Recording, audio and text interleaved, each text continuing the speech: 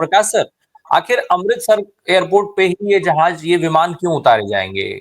दिल्ली या गुजरात में क्यों नहीं उतारे जाएंगे? भाई अमृतसर, आप कह रहे हैं कि पंजाब के बहुत लोग थे, लेकिन इसके पहले के जत्थे में गुजरात के लोग ज्यादा थे, हरियाणा के लोग ज्यादा थे, तो ना आपने हरियाणा में उतारा, ना आपने गुजरात में उतारा। हरियाणा गुजरात को क्यों बचाया जा रहा है? केवल अमृतसर ही ये सारे प्लेन क्यों उतारे जाएंगे? ऐसा है, इसीलिए उतारे जाएंगे वहां पे क्योंकि वहां पर विपक्ष की सरकार है। पहले हम तो एक समझना चाहिए कि जो इनकी मोडस ऑपरेंडी है बीजेपी की, वो पहले समझना चाहिए। मैं अभी अरुण कुमार जी बड़े गुस्से में बोल रहे थे, मैं सुन रहा था बड़ी विनम्रता से, और उन्हीं की बात आगे बोलो या उसका जिस्ट मैं आपको निकाल के बताता हूं कि ये सादा और सरल है बिल्कुल। राम भाई, ऐसा है कि जहां डबल इंजन की सरकार है वहां पे सारा चंगा है, एकदम चंगासी है। और उसके बाद में जहां पे विपक्ष की सरकार है वहां ही सारी की सारी धांधलियां है हमारे देश के अंदर। ये तो बिल्कुल अभी तय हो गया है, ये इन्होंने अभी मैंडेट बना दिया है। और उसके बाद में जितने भी देशद्रोही है, भ्रष्टाचारी है, वो तो सिर्फ विपक्ष में है। और ईडी फीडी की जो कार्रवाई करनी है वो तो सिर्फ विपक्ष पे होना है, क्योंकि बीजेपी में तो कोई भ्रष्टाचारी है नहीं, ना कोई देशद्रोही है। तो यही एकंदरित अरुण भाई का बोलने का ये दिख रहा था। और जो मोदी मोदी बोलने का जो विषय है ना, मैं उसके बारे में आपको एक मेरे सामने का किस्सा बताता हूँ। हमारे एरिया में महाराष्ट्र में एक बड़े अच्छे महाराष्ट्र थे, अभी वो गुजर गए, उनकी मर्डर हो गया। और तो लेकिन उनका एक मोडस ऑपरेंडी था, क्या था कि वो जहां पे जाते थे वहां पे उनके 8-10 लोग पहुंच जाते थे आगे, और वो माइक वहां पे जो कार्यक्रम रहता था उसका ताबे में लेते थे और बोलते थे अभी महाराज आ रहे हैं, बस कुछ क्षण में आ रहे हैं, 1 घंटे में आ रहे हैं, पहुंच रहे हैं। और ऐसा करते करते 1-2 घंटे जानबूझ के निकाल के लोगों का वो ये बढ़ाते थे उसके अंदर, यानी क्यूरियोसिटी बढ़ा देते थे।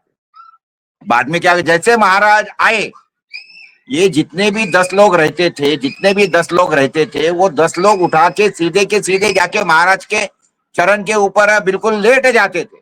अब 10-15 लोग आके महाराज के चरण पे लेट गए तो होता क्या था इसमें, सीधा सीधा कि लोगों को जो आजू बाजू में लोग खड़े रहते थे उनको लगता था अरे यार, हमने अगर नहीं लेटे तो हम तो इतने इसके अंदर दिखेंगे, वो भी चरण पर करने के लिए दौड़ जाते थे, वो भी लेट जाते थे।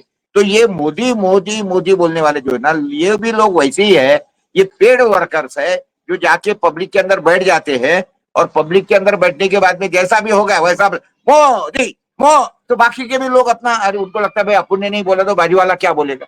तो ये एक देखिए, ये साइकोलॉजिकल ट्रीटमेंट का विषय है राम भाई। और ये जो आपने जिसका जिक्र छेड़ा है कि यही क्यों, अमृतसर ही क्यों, क्योंकि वहां भी पक्ष की सरकार है। जिस दिन अमृतसर में पक्ष की सरकार आ जाएंगी तो देखना आपने क्या है। अभी अभी दिल्ली में क्यों नहीं उतार रहे, क्योंकि अभी वहां बीजेपी की सत्ता आ गई। तो ये तो एकदम समझने वाली बात है राम भाई जी। प्रकाश सर, हमारे एक दर्शकों ने एक बड़ी अच्छी चीज याद दिलाई है। वो कह रहे हैं कि भाई शादी ब्याह के लिए जामनगर का एयरपोर्ट खोला जा सकता है, इंडियन एयरफोर्स का जो एयरपोर्ट है उसको शादी ब्याह के लिए खोला जा सकता है, लेकिन गुजरात में अप्रवासी रूप से, जो अवैध रूप से भारतीय रह रहे हैं अमेरिका में, उनको लाने के लिए वो जो है वो एयरपोर्ट नहीं मिल पाता है, वो भी तब जब संख्या गुजरातियों की थी। तो आखिर इसको केवल राजनीति कैसे समझा जाए? क्या ये केवल राजनीति है, केवल पंजाब को बदनाम करने की साजिश है, या इसके आगे भी और कुछ देखते हैं इसमें आप, प्रकाश सर?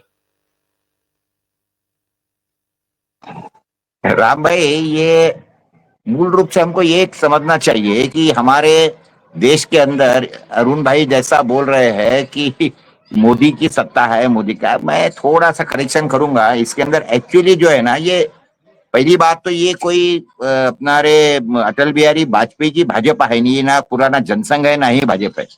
ये है अमोशा पार्टी, अमोशा, वो मोशा पार्टी है, मोशा नहीं मोशाय बोलो। एक तो मोदी, शाह और अडानी, ये मोशाय बोल सकते हैं या अमोशा बोलो। अडानी, मोदी और शाह की पार्टी है, पहली बात। तो दूसरी बात ये है कि मोदी ये सिर्फ फेस है साहब, मोदी फेस है। जिस तरीके से अन्ना हजारे वो केजरीवाल के आंदोलन का फेस था, ये कैसा है, एक टेप रिकॉर्डर रहता साहब, तो टेप रिकॉर्डर को कोई वॉइस नहीं रहता, एक बार समझिए, कोई रेडियो नहीं है।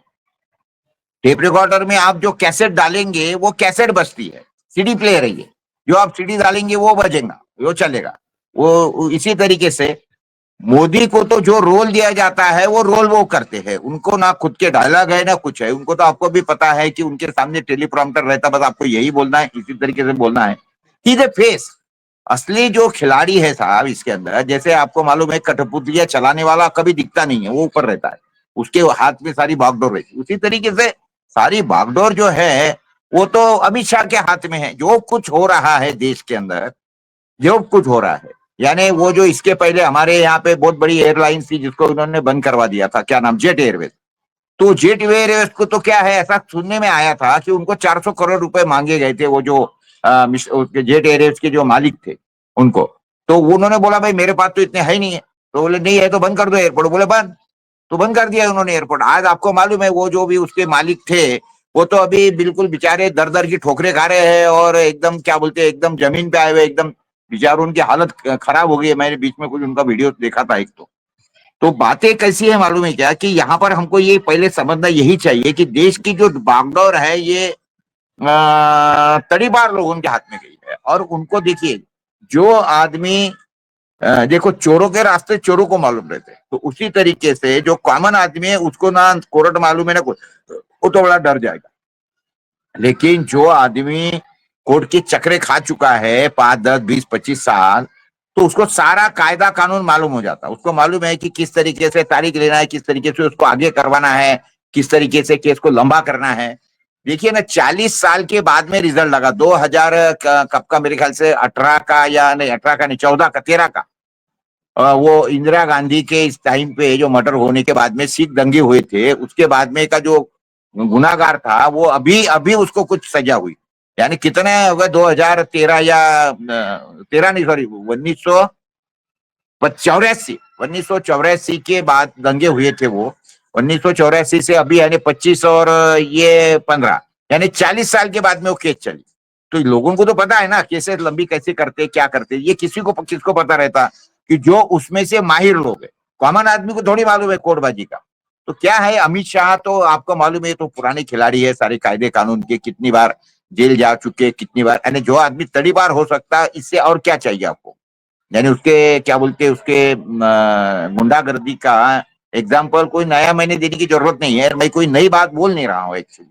तो क्या है कि ये सारे लोग चला रहे हैं अभी फिलहाल में देश को, तो इनको तो अभी वही लोग चलेंगे हमारे देश के अंदर कि जो इन्होंने बोले उठ तो उठ, बैठ तो बैठ। आपने हमारे महाराष्ट्र का वो डेप्यूटी सीएम देखा, और उसके पहले का सीएम देखा। उनको जब बोले कि तुमको सीएम नहीं बनना है तो उसके जगह पे शिंदे को बना दिया। फिर बाद में तुम उसको बोल दिया कि भाई जो आदमी सीएम था उसको डेप्यूटी सीएम बना दिया। अभी बातें चल रही है कि वापिस से उसको बना दो। तो इसमें ये देश के अंदर अभी कुछ भी हो सकता है पॉलिटिक्स में और इसके अंदर, क्योंकि देश चलाने वाले जो लोग हैं, एक बात पहले समझिए, ये कोई देश का भला करने के लिए थोड़ी देश चला रहे हैं। ये मेरा क्या भला होगा, पार्टी का तो बहुत की बात आती है। जैसे कांग्रेस वालों ने भी इस बार सारी टिकटें बेची, ये तो एकदम ओपन था इस इलेक्शन के अंदर। कांग्रेस क्या, सारी पार्टियों ने, उनको एक ही लगता था कि लोग बीजेपी से नाराज है तो जाएंगे कहा, हमारे पास में आएंगे। तो उसी का नतीजा आप देख रहे हो, हमारे महाराष्ट्र में भी देख रहे हो, उसके बाद में दिल्ली में भी आप देख रहे हो। तो ये अभी देश के अंदर नॉर्मल बातें अभी राम बाबू नहीं चलने वाली। ये तो सारी की सारी, अगर आप उसको क्या बोलते उसको क्रिमिनल एंगल से हर चीज को आप देखेंगे, या कुछ पैसा बटोरने के एंगल से देखेंगे, तो आपको वो चीजें सारी फटाफट फटाफट ध्यान में आते जाएंगे। आज की घड़ी में परिस्थिति ऐसी चल रही है राम भाई।